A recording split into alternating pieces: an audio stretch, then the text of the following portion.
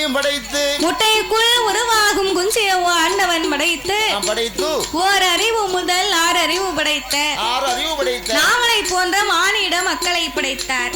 மானிட மக்களை படைத்தார். நாமளை ஏன் படைத்தார், எதற்கு படைத்தார்? நம்மளெல்லாம் ஆண்டவன் எதுக்கு தான் படைச்சாரோ தெரியல. என்ன ஜடவா சொல்லியாரு? இந்த பூமியில பிறந்து என்ன பாடுபட வேண்டியிருக்கு? சும்மாவா? பாடுபட்டா தான் சாப்பிட முடியும். ஆமா, மனுஷனா பிறந்து வளர்ந்தோம். 25 வயசு ஆகுது. சரி, 25 வயசு ஆன உடனே என்னாச்சு? அப்பா அம்மாவும் பார்த்து ஒரு கல்யாணத்தை முடிச்சு வச்சிருந்தாங்க. கல்யாணத்தை முடிச்சு வச்சா சும்மா இருக்க முடியுமா? 2-3 பிள்ளை குட்டிகள் ஆகி போகுது. அந்த பிள்ளை குட்டிகளை பெற்று வளர்த்து ஆளாக்கி அதை படிக்க வச்சு வந்து கொண்டு இருக்கும் போது பிள்ளைகளை வந்து படிக்க வச்சோம்னா வயசு 25 வயசாவது பிள்ளைகளுக்கு. சரி, மூத்த பையன் கேட்கான், எனக்கு அந்த பிட்டி தூக்குன பைக்கு தான் வேணுங்க. பிட்டி தூக்குன வண்டினா எப்படி? அந்த 3 லட்சம் ரூபா வண்டி, 3.5 லட்சம் ரூபா வண்டி. பிட்டி தூக்குன வண்டினா அந்த வண்டி வாங்கணும்னு சொன்னா 3 லட்சம் 4 லட்சம் செலவாகும். ஏல அந்த வண்டி வாங்க வேண்டாம். அந்த வண்டி வாங்கணும் 10 கிலோமீட்டர் தான் கிடைக்கும். சரி, அது வேண்டாம்னு சொன்னா கேட்கானா? கேட்க மாட்டேங்க. அந்த வண்டி தான் வேணும் பிடிவாதம் பிடிக்கும். சரி, அப்ப பிள்ளை சொல்லடி கேட்க மாட்டேங்குது. அப்ப பூமியில பிறந்து வளர்ந்து கஷ்டமா தானே இருக்கு. அப்ப இப்படி எல்லாம் கவலையா இருந்தா நீ பேசாம கல்யாணமே முடிக்காம இருக்க வேண்டியதானே? விவரம் தெரிஞ்சிருந்தா கல்யாணம் முடிக்காம இருந்திருப்பேன். அப்படியா? அவசரப்பட்டு கல்யாணம் முடிச்சிட்டு இப்ப சீரழிஞ்சிட்டு கிடக்க. இப்போ ஒண்ணும் கெட்டு போகல. என்ன? உனக்கு ஆட்சிக்கும் டிவோர்ஸ்க்கு நான் ரெடி பண்ணுதேன். டிவோர்ஸா? அவ பெர்மனன்ட் ஆயிட்டா நம்ம டைவர்ஸ் பண்ண முடியாது. ஆச்சி வேணா டைவர்ஸ் பண்ணிடுவோம். இல்ல, அவளை நம்ம டைவர்ஸ் பண்ண முடியாது. ஏன்? அவளை டைவர்ஸ் பண்ணோம்னா நம்ம நான் சாப்பாட்டுக்காம ரோட்ல தான் அலையணும். பிறகு அவ இருக்கிறது வரைக்கும் உனக்கு கஞ்சி காய்ச்சி ஊத்துவா. ஆமா, அவ இல்லைன்னு சொன்னா உனக்கு தான் பிறகு சங்கடம். பரவாயில்ல, டைவர்ஸ் நம்ம பண்ண வேண்டாம். அந்த அளவுக்கு உணர்வு இருந்தா பழச்சிக்கிடுவேன். ஆமா, பிறகு அவளை வச்சா வாழ்ந்துகிட்டு இருக்கு. அதாவது மண் உலகிலே ஆண்டவன் மனிதர்களை எல்லாம் ஏன் படைத்தார் தெரியுமா? எதற்காக? நாமல் அனைவர்களுமே இப்பூமியிலே ஒற்றுமையாக வாழ வேண்டும் என்று ஆண்டவன் நாமளுக்காகத்தான் இந்த உலகத்தை படைத்தாரா. இந்த விரிந்த பூமியை படைத்தாரா. நாமளுக்காக இந்த உலகத்திலே ஒற்றுமையாக வாழ வேண்டும் என்று படைத்தார். ஆனால் ஒற்றுமையாக வாழ்வோம் என்பது எந்த மக்களுடைய மனதிலும் இருக்கிறதா? கிடையாது. யாருக்குமே மனதிலே கிடையாது. நான் வாழறதுக்கு அவருக்கு பொறுப்பு இல்ல. ஆமா, ஏன் பையன் வாழதான் அப்படின்னு. சரிதான். அதே மாதிரி உடுக்க நல்லா தான் எனக்கு பொறுப்பு இருக்க மாட்டேங்குது. இல்ல, பொறாமையா இருக்கு. அதாவது முன்னால கஷ்டப்பட்டு இப்ப கொஞ்சம் நல்லா உழைச்சி பாடுபட்டு அவங்களா ஒரு வீடு கட்டுதாங்கன்னு வை.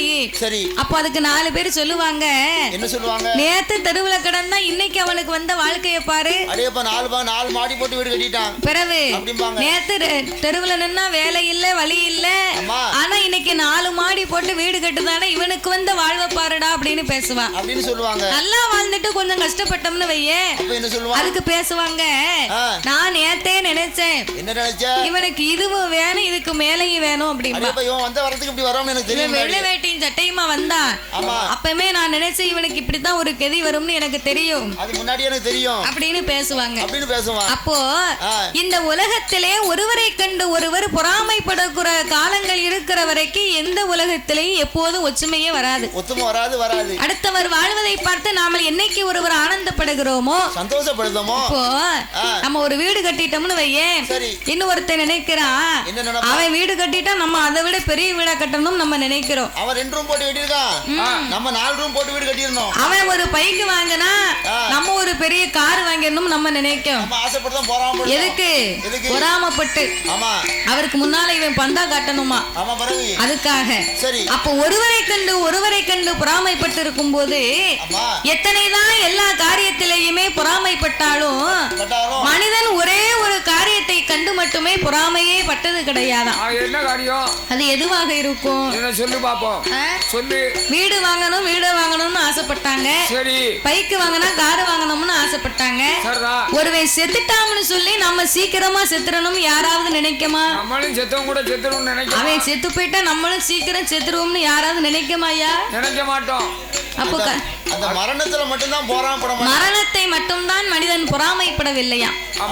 அப்போ இப்படி எல்லாம் பொறாமைப்பட்டு கொண்டிருந்தால் உலகத்தில் ஒற்றுமை வருமா? இருக்காது, ஒருபோதும் வராது. ஆனால் ஒற்றுமையாக வாழ வேண்டும் என்ற ஆண்டவன் இந்த உலகத்தை படைத்ததோர் மக்களுக்கெல்லாம் ஆண்டவன் 6 அறிவை கொடுத்தார் 9 தத்துவத்தை படைத்தார். மனிதர்களுக்கெல்லாம் ஆண்டவன் 3 ஆசைகளை கொடுத்தார். என்ன ஆசைலாம்? மண் ஆசை, பொன்னாசை, பெண்ணாசை. ஒரு மனுஷனுக்கு 3 ஆசையும் தேவைதான். இந்த 3 ஆசைகளையும் கொடுத்து இறைவன் நாமளுக்கு என்சான் உடம்பை கொடுத்தார். ஒரே ஒரு சான் மட்டும்தான் வயத்தை கொடுத்தாராம்யா. சான் உடம்ப கொடுத்து வயத்தை மட்டும் ஏன் குறைச்சிட்டாரு? வயத்தை மட்டும் ஏன் குறைச்சாருன்னா நமக்கு ஒரு சான் வயத்தை கொடுத்ததுக்கே நம்ம உலகத்துல என்ன பாடுபடுதோ அது ஏன் கேட்க? ஏ அப்பா ஊரு விட்டு ஊரு, நாடு விட்டு நாடு, மாவட்டம் விட்டு மாவட்டம், எந்த ஊருக்கு கூப்பிட்டாலும் இந்த வில்லுப்பாட்டு படிக்கிறதுக்குன்னு புறப்பட்டு போறோம். அது எதுக்கு போறோம்? எதுக்கு?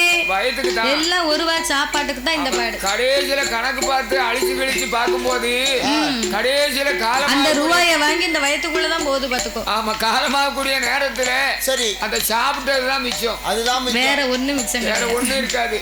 அப்ப இந்த ஆண்டவன் உலகத்திலே நாமளுக்கு என்சான் உடம்பை கொடுத்து ஒரு சான் வயத்தை கொடுத்தாருன்னா ஒரு சான் வயத்தை கொடுத்ததுக்கே இரவும் பகலும் நம்ம இந்த பாடுபட்டோம்னா ஆண்டவன் உடம்பெல்லாம் நாமளுக்கு வயத்தை கொடுத்தா நமக்கு என்ன பாடு? உலகத்துல விளையக்கூடிய பொருட்கள் காணாது. அதுக்குத்தான் சிவபெருமான் இந்த மனிதர்களை இப்படித்தான் படைக்க வேண்டும் என்று நாமளை முறையாக படைத்திருக்கிறார். சாதாரணமா சொல்லிட்டேன். இந்த ஒரு சான் வயிற்றுக்கு என்னையா காலையில எந்திரிச்ச உடனே சரி மூஞ்ச கழுவிட்டு 2 கிளாஸ் காப்பி, நல்ல காலையில 8:30 மணிக்குள்ள சரி நல்ல 2 சட்னியை வச்சு நல்ல 10-14 இட்லி சரிதானே. மதியம் 1 மணிக்கு வடை பாயாசம் அப்பளத்தோட 2 தட்டு சாப்பாடு சரி. மதியம் 3 மணிக்கு காப்பி, சாயந்தரம் 8 மணிக்கு 10-14 சாப்பாடு. இது வயிறா இல்ல வேற என்னமோ உள்ள வச்சிருக்கியா? எதை போட்டாலும் இந்த ஒரு 14 இட்லியா 14 சப்பாத்தியா 2 தட்டு சாப்பாடா? ஆமா, எனக்கு சக்கரை வியாதி இருக்கு. அப்போ உனக்கு பாயாசம் போட்ட வேண்டியதானே? அதனால எவ்வளவு சாப்பிட்டாலும் அத்து போகுது சரிதானே. பாயாசம் போட்டவா பிறவே சரி. அப்ப இந்த ஆண்டவன் என்சான் உடம்பை கொடுத்தார், ஒரு சான் வயத்தை கொடுத்தார். மரம், செடி, கொடி, பயிர், புல், பூண்டு, இலை, தாவரங்களோடு ஆடு, மாடு, கண்டுகாடைகள் அதனையும் படைத்து எறும்பு, யானை முதல் என்ன ஒன்னா அவனுக்கு 84 லட்சம் கோடி ஜீவராசிகளை படைத்து அதிலே இரவென்றும் பகல் என்றும் ஆண்டவன் 2 நாளிகை உண்டு பண்ணினார். பகல் 30 நாளிகை, இரவு 30 நாளிகை. 30 நாளிகைனா எத்தனை மணி நேரம்? 30 நாளிகைன்னு சொன்னா எத்தனை மணி நேரம் ஐயா? 30 நாளிகைனா 24 மணி நேரம். என்ன பிடிச்சி வெளியேறு? எப்படி கணக்கு தப்பு. 30 நாளிகை என்று சொன்னால் அதுதான் 12 மணி நேரம் என்பார்கள். ஆமா, பகல் 30 நாளிகை, இரவு 30 நாளிகை, 60 நாளிகை தான் 24 மணி நேரம். 24 மணி நேரம் என்பதுவே ஒரு நாள் ஒரு பொழுதை உண்டு பண்ணி இப்படியாகவே படைத்த உலகத்தில் ஆண்டவன் பூலோகத்திலே இதற்கெல்லாம் முக்கியமாகவே ஒரு நாட்டையும் படைத்தார். அது எந்த நாடு தெரியுமா? நாட்டிலேயும் நல்ல நாடு, நாட்டிலேயும் நல்ல நாடு, நாவலர்கள் புகழும் நாடு, கோடமாலை பொழியும் நாடு, புலிந்தலங்கள் வீசும் நாடு, ஆடம் ஒன்று மலை ஒளியோ, ஆடம் ஒன்று மலை ஒளியோ, வருடம் ஒன்று பூவிலையோ.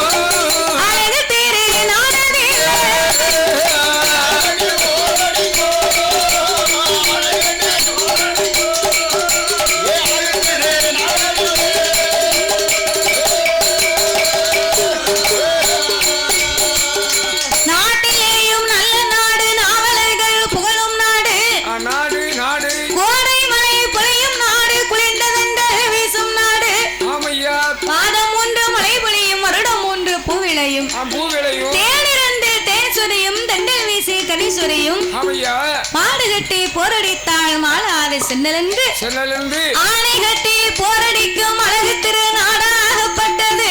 எந்த நாடு? அது எந்த நாடு தெரியுமா? எந்த நாடு? நம்மளுடைய தென்னாட்டு நாட்டிலே தென் தமிழகத்திலே திகழ்ந்து வரக்கூடிய அது எப்பேற்பட்ட நாடு தெரியுமா? எப்படி ஐயா? சாமி நாட்டிலையும் நல்ல நாடு, நாவலர்கள் புகழும் நாடு. அது தூத்துக்குடி மாவட்டம். தூத்துக்குடி மாவட்டம் சிறப்பாக அமைந்திருக்கு.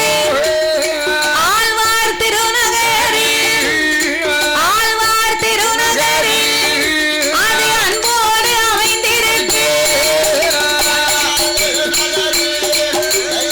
ஆழ்வார் திருநகரி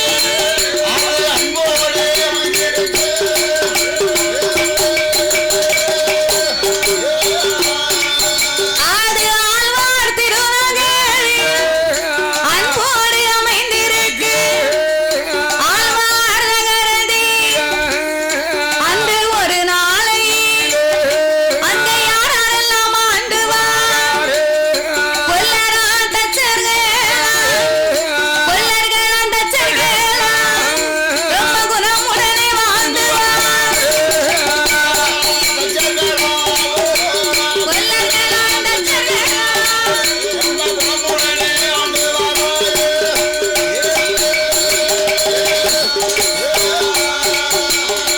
நாட்டிலேயும் நல்ல நாடு, நாவலர்கள் புகழும் நாடு. ஆமா தென் தமிழகத்திலே கியாதி வச்ச தூத்துக்குடி மாவட்டத்திலே அமைந்திருக்கக்கூடிய அதுதான் ஆழ்வார் திருநகரிமா நன்னகரம். நன்னகரம். அந்த ஆழ்வார் திருநகரி என்று சொல்லக்கூடிய ஊர் எங்க இருக்கு தாத்தா? அதாவது சிறுவையிடத்துக்கு கிழக்க, குறும்பூருக்கு மேற்க. குறும்பூருக்கு மேற்க திருச்செந்தூருக்கு போற வழியில இருக்கு. ஆமா போற வழியில இருக்கு. அப்பேற்பட்ட அந்த ஆழ்வார் திருநகரிமா நன்னகரத்திலே ஆமா அந்த ஒரு நாளையிலே யார் யாரெல்லாம் ஆண்டு வருகிறார் தெரியுமா? யார் யாரெல்லாம்? கொல்லர்களும் தச்சர்களும் தச்சர்களும் குணமுடனே வாழ்ந்து வரக்கூடிய காலத்தில் என்னையா? அதாவது கொல்லர்னு சொன்னா வேற, தச்சர்னு சொன்னா வேற. அதாவது ஐந்தொழிலுக்கு அதிபதியாக இருக்கக்கூடியவர்கள் விஸ்வகுலத்திலே பிறந்தவர்கள் அதாவது ஆள் உண்டாக்கி, அரசுண்டாக்கி, வேம்பு உண்டாக்கி, பெரிய பெரிய அரசர்கள் உட்கார சிம்மாசனம் உண்டாக்கி சிவ ஆலயங்களில் சிலைகள் செய்து அதாவது சந்திரனை சதுரக்கடைந்தவர், சூரியனை அறக்கடைந்தவர்கள். அப்பேற்பட்ட விஸ்வகுலம் என்று சொன்னால் அதாவது விஸ்வகர்மான்னு சொல்வார்கள். விசுவம் என்றால் உலகம், கர்மம் என்றால் காரியம். அதாவது சரி அந்த விஸ்வகுலத்தில் உள்ளவர்கள் இருந்தால்தான் அந்த காலத்துல ஒரு வயலுக்கு போனாலும் மாசுல விளைய வைக்க வேண்டுமானால் கலப்பை வேணும். முதல்ல கலப்பை வேணும். கலப்பை இருந்தா தான் மாட்டை பூட்ட முடியும். அதான் பாருங்க, கலப்பையை செய்து கொடுக்கிறது விஸ்வகர்மா தான். அதை உழக்கூடியதான் நாமல். ஆமா அதே மாதிரி சரி எந்த பொருளை எடுத்துக்கோங்க, நீங்கள் இப்போ ஒரு பனை ஏத்தம் பண்றீங்கன்னு வைங்க, அதுக்கு பாளையர் வேணும்னா யார் செய்யணும்? அது நீங்க தான் அடிக்கணும். ஒரு கதவை திறக்கணும்னா ஆச்சாரியன் திறக்க முடியும். சாவி வேணும்ல, சாவி இல்லைனாலும் திறந்துருவாரு. அவ்வளவு எதுக்கு என்னாச்சு? அதே மாதிரி விஸ்வகுலத்தில் பிறந்தவர்கள் கொல்லர் என்று சொன்னால் முதல் தொழில் அதிபர். ஆமா அது அவ்வளவு. அது மட்டும் இல்ல, ஒரு கல்யாணம் முடிக்கணும்னா சரி தாலி செய்யணும்னா ஆசாரி தான் செஞ்சு கொடுக்கணும். அவர் செஞ்சா தான் தாலி கட்ட முடியும். தங்க ஆசாரி செஞ்சா தான் அதாவது உலப்பள்ளியில விட்டுட்டேன். ஆமா தாலி கட்ட முடியும். சரி சரிதானே? அப்படி இருப்பதனால ஆமா எந்த தொழிலை எடுத்தாலும் விஸ்வகுலத்தில் உள்ளவர்கள் செய்து கொடுக்கணும். முதல் தொழில் கொல்லு, இரண்டாவது தச்சு, மூன்றாவது என்ன வேலை? கண்ணா வேலை கிடையாது, தங்க வேலை. சரி அதுக்கடுத்து கண்ணா வேலை, அதுக்கடுத்து கல்லு வேலை. இப்படி ஒவ்வொருவர்களுக்கும் ஒவ்வொரு தொழிலை படைத்ததுனாலதான் ஐந்தொழில் படைத்த விஸ்வகுலம் என்று சொல்வார்கள். ஐந்தொழிலுக்கு அதிபதி விஸ்வகர்மான்னு சொல்லுவாங்க. அங்க வாழ்ந்து வரக்கூடியவர்கள் சரி கொல்லரும் தச்சரும் வாழ்ந்து வருகின்றார். அப்ப இந்த ஆழ்வார் திருநகரிலே கொல்லர்கள் தச்சர்களாகவே வாழ்ந்து வரக்கூடிய சரி கொல்லர் என்று சொன்னா தாத்தா மாதிரி தங்கமாகப்பட்டது செய்யக்கூடியவர்கள். அதாவது குருவிய சரி அதாவது நீண்ட குருவிய கொல்லணும், நீண்ட தச்சரும் அப்படின்னு சொன்னா அதாவது குருவிய ஒரு கம்பியா இருந்தாலும் நீட்டிடுவாரு. இந்த தச்சர் வந்து அதை செய்ய முடியாது. அத முறைப்படி நீளமா இருந்தா தான் அதை சேர்மானம் பார்க்க முடியும். கட்டையா இருந்தா ஒண்ணும் பண்ண முடியாது. நீட்ட முடியுமா? முடியாது. அதே மாதிரி தச்சரும் கொல்லருமாக அப்ப இப்படியாகவே வாழ்ந்து வரக்கூடிய அந்த ஆழ்வார் திருநகரிமான நகரத்திலே கொல்லர் தச்சர் குலத்திலே வந்து உதித்த ஆவுடையப்பன் ஆவுடையம்மாள் என்ற பெண்கொடியாலும் அந்த ஆவுடையப்ப ஆசாரியும் ஆவுடையம்மாள் பெண்கொடியாலுமாக அந்த ஆழ்வார் திருநகரியிலே எப்படி வாழ்ந்து வருகிறார்கள்? சாமி மன்னவனோ தேவியுமா தேவியுமா மன்னவனும் தேவியுமா அவர் மனமகிழ்ந்து வாழ்ந்து வாரான். நல்ல ஆழ்வார் திருநகரில் தச்சரோட குலமதியில ஆவுடையப்ப ஆசாரியும் ஆவுடையம்மா பெண்கோடியாள் அவரோ வீணையும் நாதம் போல நம்முடன் வாழ்ந்து வாரான். அவரோ நகமும் சதையும் போல அவரோ நலமோடு வாழ்ந்து வாரான். ஒருவர் சொல்லை ஒருவர் கேட்டு அங்கே ஒருவர் கேட்டு ஒற்றுமைய வாழ்ந்து வாரான். அவர் ஒற்றுமைய வாழ்ந்து வாரான்.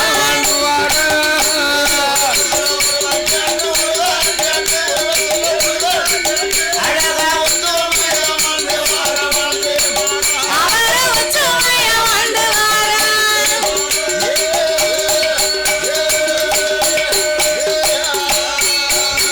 அவர் ஒருவர் சொல்லை ஒருவர் கேட்டு ரொம்ப ஒற்றுமையா வாழ்ந்து வாரான். அங்கே வாழ்ந்து வரும் நாளை அண்ணாவுடைய பாசாய் அவர் மனைவி ஆவுடைய அம்மாள் மன்னவனும் தேவியுமாகவே மனமகிழ்ந்து வாழ்ந்து வருகிறார்கள். கொண்டவனும் தேவியுமாகவே குணமோடு வாழ்ந்து வருகிறார்கள். வீணையும் நாதம் போல நகமும் சதையும் போல நலமோடு வாழ்ந்து வருகிறார்கள். இந்த ஆவுடைய பாசாரியும் ஆவுடையம்மாளும் அதாவது கணவன் சொல்லை மனைவி கேட்க வேண்டும், மனைவியின் சொல்லை கணவன் கேட்க வேண்டும். அப்படி இல்லைன்னு சொன்னா ஆண் சொல்வதை பெண் கேட்கவா, பெண் சொல்வதை ஆண் கேட்கவா அப்படின்னு நினைத்தா குடும்பம் நல்லா இருக்குமா? குடும்பம் அப்பதான் நல்லா இருக்காது. ஒரு ஆம்பளை நினைக்க கூடாது. எப்படி பொம்பளை சொல்லி நம்ம கேட்கவா அப்படின்னு ஆம்பளை நினைக்க கூடாது. பெண்ணா பிறந்தவளும் குடிகார மட்டை இவன் பேச நம்ம கேட்கவா அப்படின்னு அவளும் நினைக்க கூடாது. குடிகாரரா இருந்தாலும் அஞ்சுக்கு ரெண்டாவது அவர் சொல்லை கேட்டு நடக்கணும்.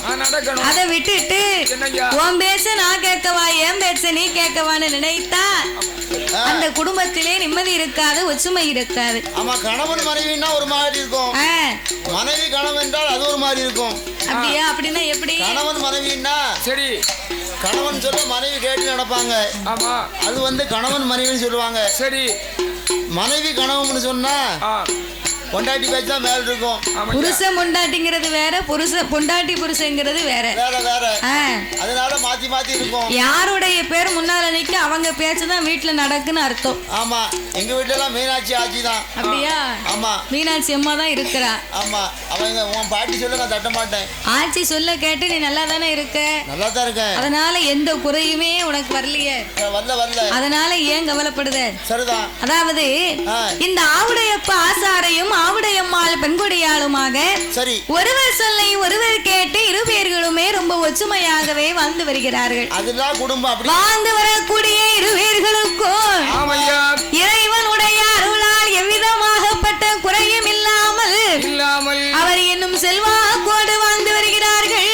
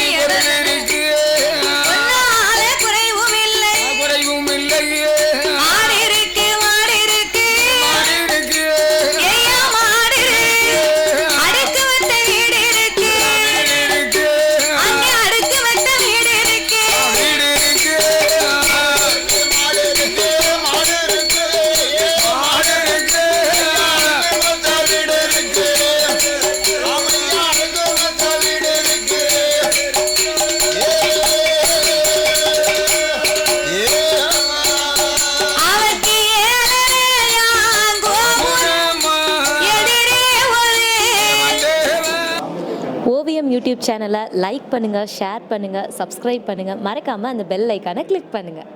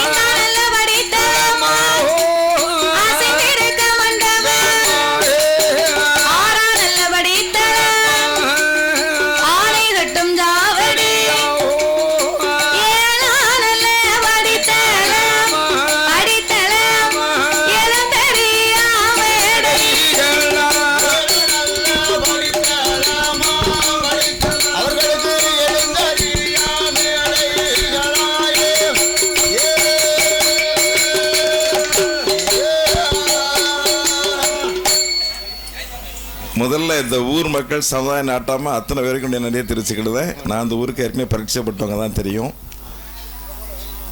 இந்த கலை ஏற்கனவே நான் ஒவ்வொரு பக்கமும் எங்களை வாழ்த்துறது உண்டு. இப்போ விஜய் டிவி புகழ்னு போட்டிருக்காங்க, எனக்கு ஆச்சரியமாக இருக்குது. இருந்தாலும் விஜய் டிவியில் மாத்திரம் வந்தால் இப்போ அதாவது இன்டர்நேஷ்னல் டிவின்னு ஒன்று இருக்குது, அதில் வரணும். இன்றைக்கி மொழி, கலாச்சாரம், பண்பாடு இதெல்லாம் நம்ம மாநிலத்திலிருந்து தான் போய்கிட்டு இருக்கு. முதல்ல எங்கள் பிள்ளையை நான் வாழ்த்தும்போது சொன்னேன், இன்றைக்கி கோயம்புத்தூர், சென்னை வரைக்கும் போயாச்சு. எல்லாருக்கும் பாஸ்போர்ட் எடுக்க சொல்லியிருக்கேன். மதுரை, அங்கேருந்து நேராக மலேசியா, அங்கே இருக்கிற முருகன் கோயிலில் நான் இவங்களை கூட்டி கொண்டு பாடாய்க்குன்னு நினச்சிருக்கேன். ஏன்னா எங்கள் ஊரில் பாடாய்க்குன்னு நினச்சோம், சின்ன சின்ன கட்டுப்பாடுனாலும் முடியலை. கடல் கடந்து நம்ம தென்னாட்டு இசைன்னு சொல்லக்கூடிய இந்த இசையை இந்த கலையின் மூலமாக இவங்க 6 பேரும், நானும் எங்கள் வைத்தியசாமி இவ்வளோ பேரும் போகிறோம். அது நிஜம்.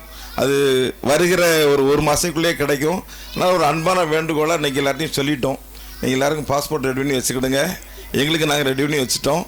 இந்த மொழி, இந்த கலாச்சாரம், இந்த பண்பாடு, அதாவது ஒவ்வொரு சமுதாயத்துக்கும் ஒவ்வொரு பெரிய ஆட்கள் தோன்றுவாங்க ஒரு காலகட்டத்தில். அது இசையாக இருக்கலாம், பாட்டாக இருக்கலாம், நடிப்பாக இருக்கலாம், பஞ்சாயத்து பேசாக இருக்கலாம், ஊர் நிறுத்தாக இருக்கலாம். ஒவ்வொரு சமயத்திலும் ஒவ்வொரு இறைவனுடைய கடாட்சம் கிடைக்கும். அதுபோல் இந்த பிறவியில் இந்த சமுதாயத்தில் பிறந்து தென்னாடு உலக நாடு பூரா போய் எங்கள் பிள்ளை பரிசு வாங்க கூட மட்டுமல்லாமல் அந்த தமிழ் மொழி கலாச்சாரத்தை இறன்னா, இச்சன்னா, இட்டன்னா, இப்பன்னா அந்த மொழி தவறாமல் படிக்கிறாங்க. அதுதான் பெரிய விஷயம். அதுபோக இந்த தாளமும் அதே மாதிரி பின்பாட்டு ரொம்ப முக்கியம். சுருதி லயம்னு பேர். சுருதினா உடம்பு, லயம்னா உயிர். இந்த ரெண்டும் சேர்ந்துட்டு தான் அந்த கலை நல்லாயிருக்கும். அவங்களும் அதை மாதிரி ஏதோ ஒரு புண்ணியம் பண்ணியிருக்கிறாங்க. அவங்களுடைய பேர்த்தி வயசுக்கு இருக்கும். ஆனாலும் அவங்க குருவாக நினச்சி பாடுறாங்க. இந்த கலை உலகெங்கும் பேர் பெற்று கடல் கடந்து போகணும். இப்போமே நான் சொல்லிக்கிடுது, அதாவது இந்த மொழியின் மேலேயும் இந்த இசை மேலேயும் எனக்கு ஒரு அளவு கடந்த ஒரு பிரியம் உண்டு. நான் இதெல்லாம் ஆராய்ச்சி பண்ணியிருக்கிறேன். அந்தமான் ஒன்று, இலங்கை ஒன்று, மலேசியா ஒன்று, இந்த 3 எனக்கு பரீட்சைப்பட்டவங்க நிறைய பேர் இருக்காங்க. கண்டிப்பாக கடல் கடந்து இந்த கலாச்சாரத்தையும் இந்த பண்பாட்டையும் கொண்டு வரக்கூடிய பெருமை எனக்கு மாத்திரமில்லை உங்களுக்கும் இருக்குன்னு சொல்லி, நான் சொன்னது போல் இந்திய கவர்மெண்ட், தமிழ்நாடு கவர்மெண்ட் விருது கொடுத்துருச்சு. சென்ட்ரல் கவர்மெண்ட் ஆஃப் இந்தியா இந்த பொண்ணுக்கு விருது கொடுக்கணும்னு இந்த முத்துசாமியுடைய இடத்துல வேண்டிக் கொண்டு வாழ்த்தி விடைபெறுகிறேன். நன்றி, வணக்கம்.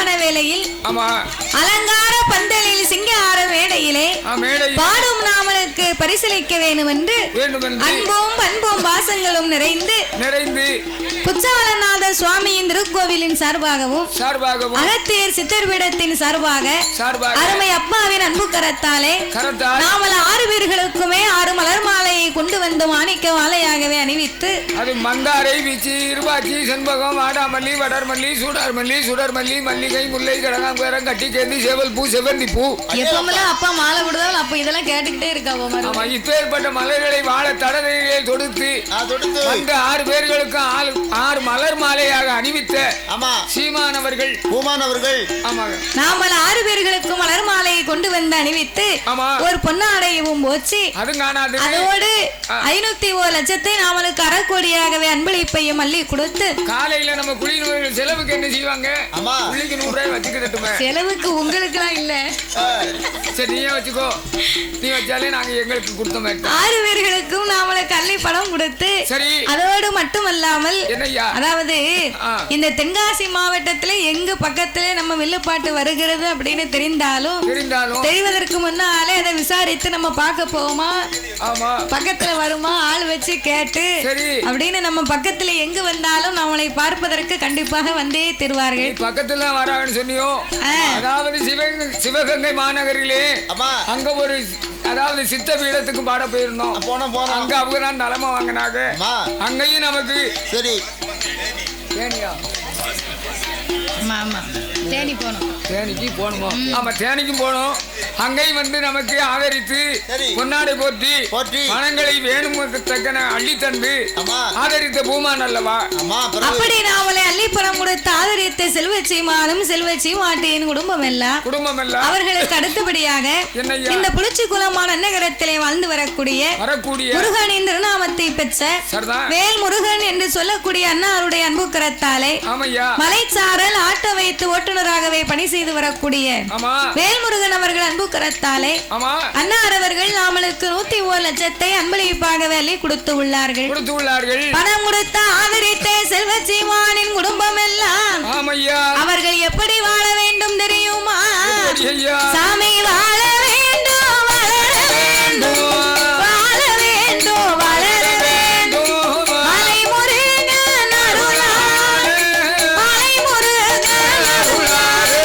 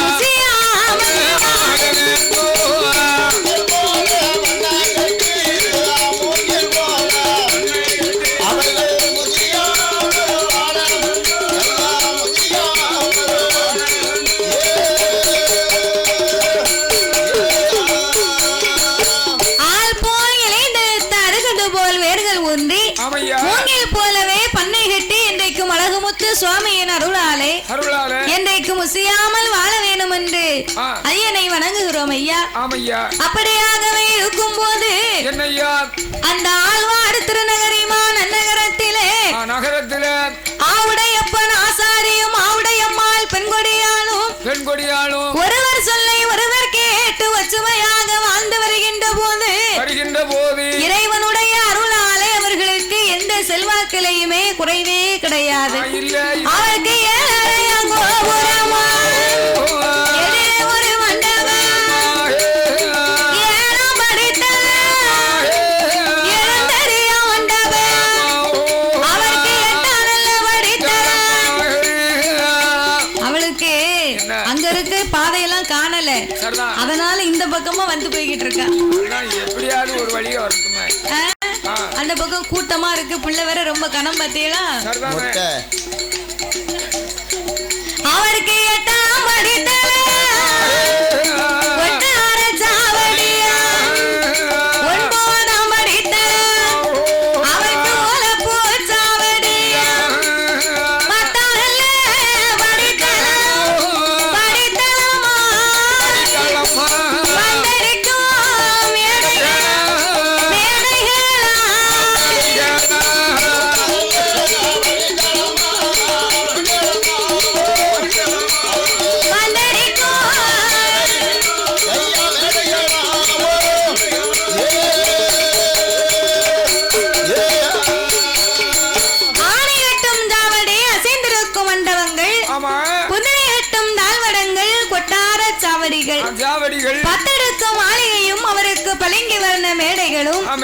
இப்பேற்பட்ட செல்வாக்கோடு இரு பேர்களுமே ரொம்ப இன்பமாகவே வாழ்ந்து வருகிறார்கள்.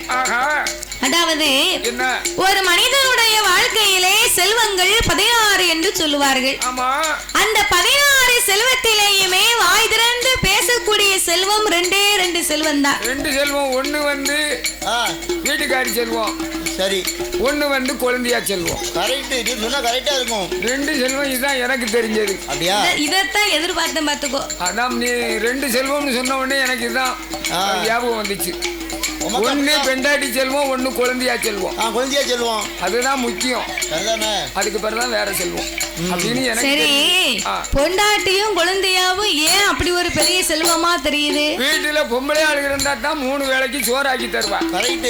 குழந்தையான்னு சொன்னா நீ தவறா நினைக்க கூடாது. நானும் உங்க ஆச்சியும் மறுவீடு போகும்போது கல்யாணம் முடிச்சு என் வீட்டுக்காரியோட தங்கச்சிக்கு 4 வயசு. 4 வயசு நான் தோல்ல போட்டு வளர்த்தேன். அப்படியா?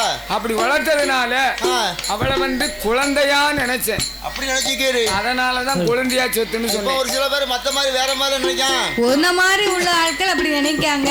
பெரிய மனுஷத்தன்மை. இந்த குடத்துக்கார மாதிரி ஆட்கள் என்ன சொல்லுதாங்க? ஆமா, கோயில் இல்லாத ஊர்ல குடி இருக்காத, குழந்தையா இல்லாத வீட்டுல பொண்ணு கட்டாதன்னு சொல்லுதானுல. அவர் எதுனாலும் ஏவனைக்கு மோனதான் சொல்லுவார். பொண்ணு தானே முக்கியம், குழந்தையாலாம் உங்களுக்கு முக்கியமா? ஆமா, குழந்தையா ஒருத்தி இருந்தான்னா மனசுக்கு போய் வாழ்க்கையில எல்லாம் வரும். சரி, ஒரு நாளைக்கு பொண்டாட்டிக்கு ஒரு காய்ச்சல் மண்டேடி வந்துட்டுன்னா குழந்தையா இருந்தாங்க. சரி, நம்ம அக்காவுக்கு காய்ச்சல் வந்துட்டு அங்க போட்ட இடத்துல கிடக்கு, வச்சது வச்ச இடத்துல கிடக்கு. நம்ம போய் சரி அந்த சோத்த கறியை பொங்கி ஏனத்தை கழுவி சோத்த கறியை பொங்கி. உங்க ஆத்தா என்ன வேலை பாக்கா? எங்க ஆத்தா வயசாகி போச்சு. வீட்டுக்காரிக்கு உடம்புக்கு சரியில்லைன்னா குழந்தையா வருவாளா? அம்மாவுக்கு அதை விட்டா என்ன வேலை? அம்மாவுக்கு வயசாகி போச்சு, அவளுக்கு செய்ய முடியாது. சரி, ஆனா அக்கா மேல உரிமை வந்து தங்கச்சி தானே உரிமை இருக்கும். அப்படியா? அவன் உடனே ஓடியாந்து அக்கா வீட்டுக்கு வந்து துணியை துவைச்சு போட்டு அக்கா உங்களுக்கு எது வேணுமான்னு கேப்பா. நான் ஒரு கிளாஸ் காபி போட்டு கொடு அப்படின்பேன். சரி, அதாவது நீங்கள் சொல்லக்கூடிய அளவுக்கு பெரிய செல்வம் என்று சொன்னா பொண்டாட்டியோ குழந்தையாவோ கிடையாது. 16 செல்வத்திலேயுமே நம்ம பீரோவில் நிறைய கட்டுக்கட்டா பணம் காசு நோட்டு வைத்திருந்தாலும் அந்த பணம் வந்து நம்மளை அம்மா அப்பான்னு கூப்பிடுமா? கூப்பிடாது, ஒருபோதும் கூப்பிடாது. கழுத்து நிறைய நம்ம தங்க ஆபரணங்கள் வாங்கி அணிந்திருந்தாலும் அந்த தங்க ஆபரணம் வந்து நம்மளை அம்மா அப்பான்னு கூப்பிடுமா? கூப்பிடாது, அதுவும் கூப்பிடாது. ஏக்கர் கணக்குல நம்ம நிலம் வாங்கி போட்டிருக்கோம், அந்த மண்ணு மனை வந்து நம்மளை அம்மா அப்பான்னு கூப்பிடுமா? கூப்பிடாது. நாமளை அன்போடு ஆசையோடு பண்போடு பாசத்தோடு அம்மா அப்பா என்று அழைக்கக்கூடிய செல்வம் என்று சொன்னா என்ன செல்வம்? செல்வத்திலே சிறந்த செல்வம், சொத்துக்கெல்லாம் பெரிய சொத்து. நான் நிக்க பாரு, இந்த பிள்ளை செல்வம் தான் பெரிய செல்வமே. அப்படி போடு, ரைட்டான வார்த்தை. கொட்டாவத்தான் அவக்கு சொல்லணும். அவன் கொட்டாவ அப்ப செல்வத்திலே சிறந்த செல்வமே பிள்ளை செல்வம் தான். அப்பேற்பட்ட குழந்தை செல்வம் இல்லாமல் அந்த ஆவுடையப்பன் ஆசாரியும் ஆவுடையம்மாள் பெண்கொடியாலும் 12 வருடமாக பிள்ளை செல்வம் இல்லாமல் தன் கணவனிடத்திலே என்ன சொல்லுகிறார்கள்? என்ன வாராதே வண்ணா,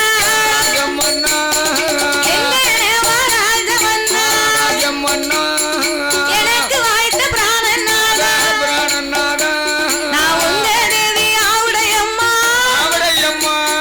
30 வயதுமாச்சு, நமக்கு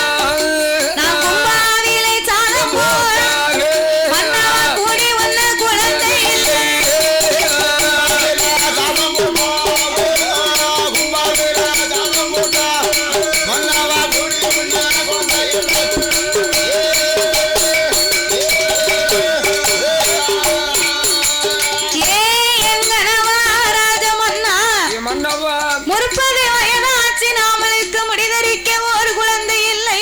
இல்லையே மன்னா. 40 வயதாச்சு நாடாள பிள்ளை இல்லை. இல்லையே.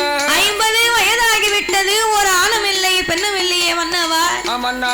பிள்ளை இல்லாத வாசலுக்கு பெரியவர் வரமாட்டார், பிச்சை வாங்க மாட்டார். மதலை இல்லா வாசலுக்கு ஆமையா என் மாநிலத்து மக்கள் கூட வரமாட்டார்கள் அல்லவா. ஆமையா. பிள்ளை இல்லாத வீட்டுல பிச்சைக்காரன் கூட பிச்சை வாங்கி சாப்பிட மாட்டானா.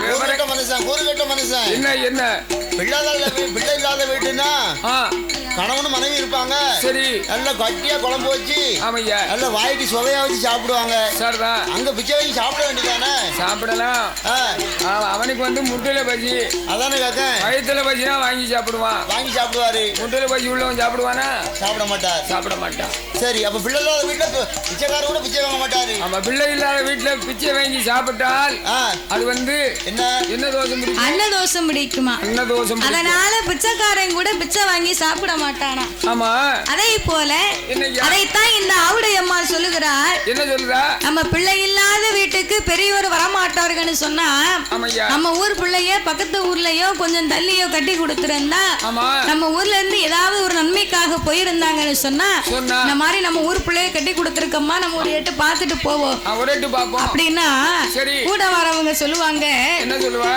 அவளையே கட்டி கொடுத்து 5-6 வருஷம் ஆகுது, அதுக்கே ஒரு பிள்ளையும் இல்ல கொல்லியும் இல்ல. நம்ம போய் பார்க்கணும்னு போனா நம்ம கிட்ட அது கண்ணீரை வடிக்கும். அதனால நம்ம போய் அதையும் பாக்கு அப்படின்னு சொல்லி பாக்குறவங்க கூட நம்ம வீட்டில் உள்ளவர்கள் கூட நாமளை காண வர மாட்டார்களே மன்னா. அப்படி என்று சொல்லி அந்த ஆவுடையம்மாள் பெண்கொடியாள் இன்னும் என்ன சொல்லுகிறா தெரியுமா? கண்ணே நல்ல புலியம்மா, கண்ணே நல்ல புலியம்மா, கவிரோடு ஆலம்மா, கண்ணிலையும் காயாமலே கவிரோடு என்ன கவிரோடு என்ன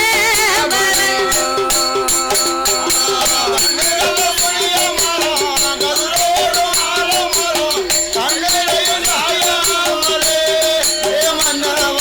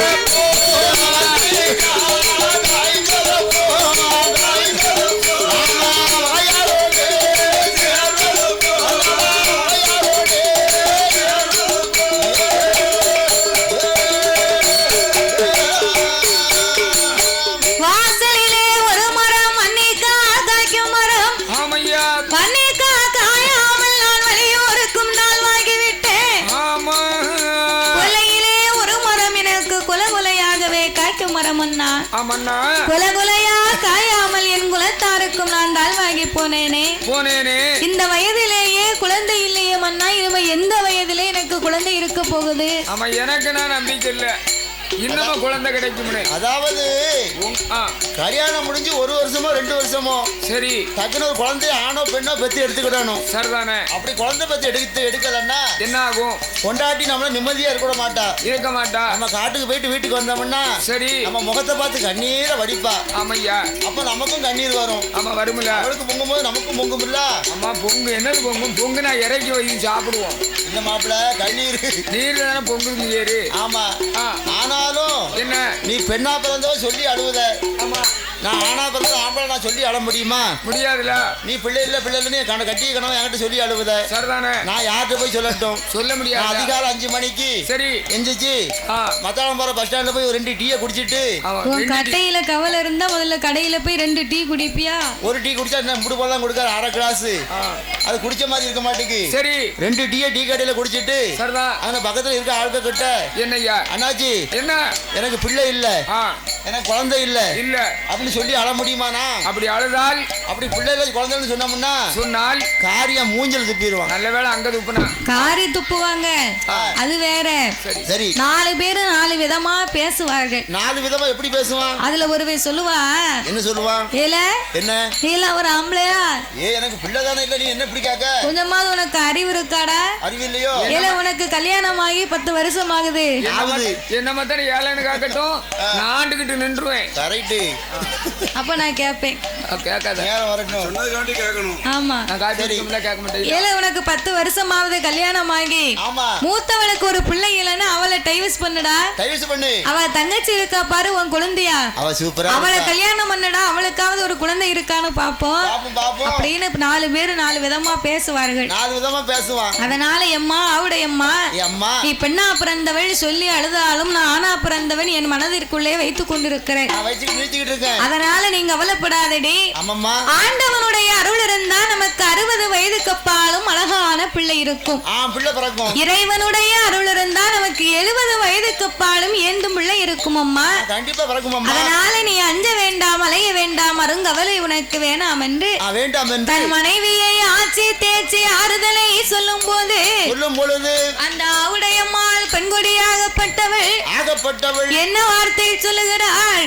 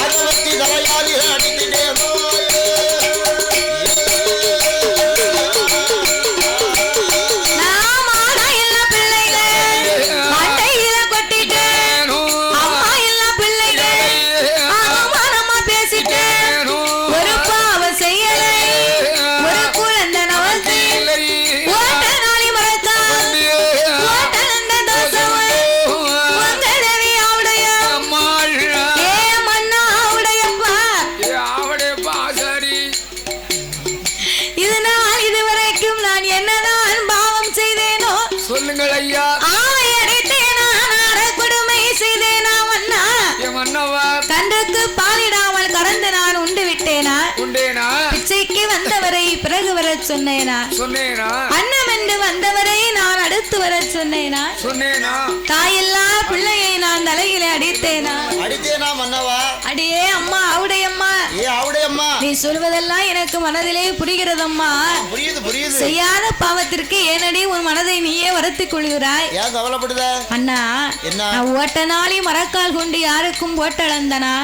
கிடையாது. கொத்தையை குறைத்தேனா, குறை மரக்கால் அளந்தேனா? இல்லையே. பட்டறை நெல்லிலே பாவி நான் பதரை அள்ளி கலந்தேனா? அப்படின்னா என்ன தெரியுமா? என்ன அந்த காலத்திலே பெண்ணா பிறந்தவர்கள் காடுகரைக்கு வேலைக்கு போனார்களே, ஆனால் வேலைக்கு போகும்போது அந்த காலம் சம்பளம் கிடையாது. ஓசில நீ போவியா? நான் போக மாட்டோம்ல. பிறகு என்ன கேட்க? துட்டு கரெக்டா தந்தா தான் பழையபடி போவேன். அதாவது வேலைக்கு போறவர்களுக்கு கூலி கிடையாதுன்னு சொன்னா அந்த கால துட்டு ரொம்ப கிடையாது. ஒரு நாளைக்கு கூட கொடுத்துட்டு ஒரு நாளைக்கு குறையா கொடுத்தேன்னு வையே, முக்கி முணங்கிக்கிட்டு தான் போவேன். என்னைக்கு ரொம்ப குறைஞ்சு போட்டா அப்படின்னு. அது நீ முக்குவது முணங்குவது எனக்கு நல்லா தெரியும். தெரிஞ்சு வச்சுக்கிட்டா சரிதான். ரொம்ப முக்காத. தையல் விட்டுருவோம். தையல் பிரிஞ்சிரும். சரி. அதனால அந்த காலத்துல காட்டுக்கு வேலைக்கு போறவர்களுக்கு சம்பளம் இல்லைன்னு சொன்னா அந்த காட்டுல என்ன பயிர் அறுவடை செய்கிறார்களோ, நெல்லா இருந்தா நெல்லு, சோளமா இருந்தா சோளம், எள்ளு அறுவடை பண்ணுனா எள்ளு கொடுப்பாங்க, கடலையா இருந்தா கடலை கொடுப்பாங்க. ஆமா, உளுந்து அறுவடை பண்ணா அந்த உளுந்து அளந்து போடுவாங்க. அறுவடை பண்ணா குருதவலி அறுவடை பண்ணா குருதவலி, சோளம் அறுவடை பண்ணா சோளம், கம்பு அறுவடை பண்ணா கம்பு. இப்படி எல்லாம் கொடுப்பாங்க. ஓவியம் சேனலை லைக் பண்ணுங்கள், ஷேர் பண்ணுங்கள், கமெண்ட் பண்ணுங்கள், மறக்காமல் சப்ஸ்கிரைப் பண்ணுங்கள். அப்படியே அந்த பெல் ஐக்கானையும் கிளிக் பண்ணுங்கள். தேங்க்யூ ஃபார் வாட்சிங்.